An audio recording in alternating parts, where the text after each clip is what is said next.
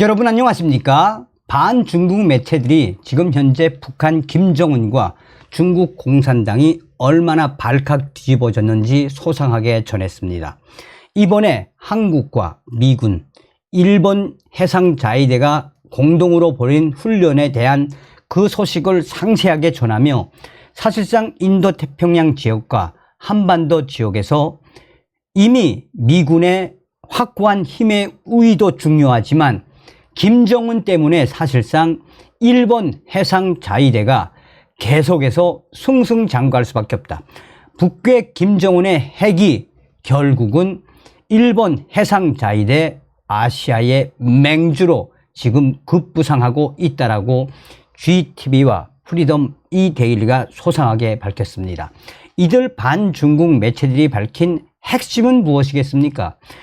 얼마 전에도 말씀을 해드렸습니다만 지금 현재 북한의 열악한 전투기, 중국이 고철 덩어리로 변한 중국 제2전투기를 북한 김정은에게 주려고 하지 않습니까?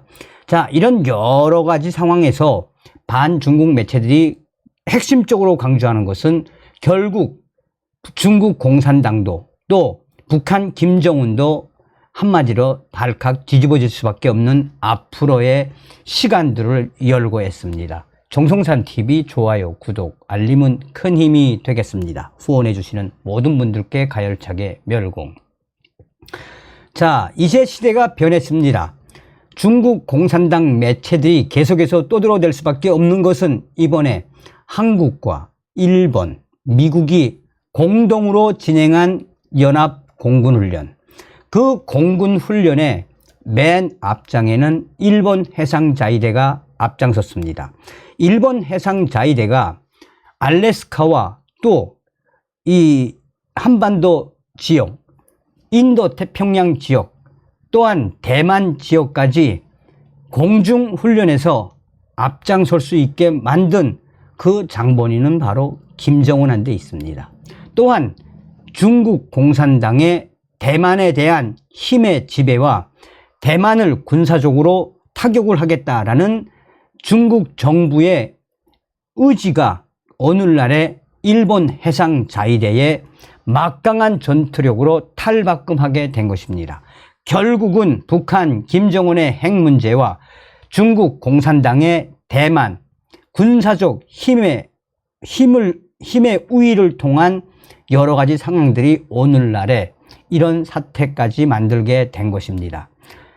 이 한국과 일본, 미국 공중전력이 미국 알래스카주 일대에서 진행된 연합 공중훈련인 레드, 플래그 알래스카를 통해 소상하게 어떻게 훈련했는지 전했습니다. 한국의 군산 미 공군기지 주둔 제8전투비행단은 보도자료에서 군산 공군기지 공군은 6월 12일부터 23일까지 이 태평양 공군 주도 연례 훈련인 레드 플래그 알래스카 23-2에서 미 육군, 미 공군, 일본 자위대, 한국 공군 장병들과 함께 훈련했다라고 밝혔습니다. 그러면서 이 미 8 전투비행단은 제80 전투비행대대 공군 장병들은 태평양 알래스카 합동 훈련장의 7만 7천 평방마일에 걸친 공간에서 대규모 한국, 일본, 미국 다자간 통합 전투훈련 전술을 통해 기술과 절차를 연마했다라고 강조했습니다. 그러면서 약 2만 500명의 병력과 70대의 항공기가 참여한 레드 플래그 알래스카 훈련은 국제적 관여를 위한 이상적인 플랫폼 역할을 했다라고 덧붙였습니다. 제8 전투비행단은 이러한 반복적인 훈련은 일본 해상자위대와 한국 공군을 포함한 파트너 간 상호 운영성을 보여주었다라며 레드 플래그 알래스카 훈련은 다양한 훈련 목표에 초점을 맞춘 공중 공동 연합과 다자 훈련의 다양한 힘을 통합할 수 있는 독특한 기회를 제공했다라고 설명했습니다.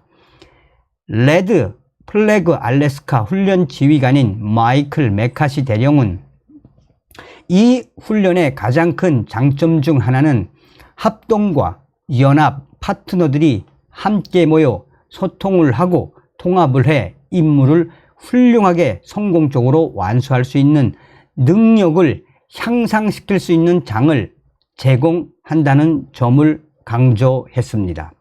여기서 강조하는 핵심은 바로 무엇이겠습니까? 한국의 야당, 그러니까 민주당을 얘기하는 거죠. 한국의 야당은, 민주당은 그전부터 일본 자위대의 한미일 연합훈련에 대해 계속 반대를 해 왔었습니다.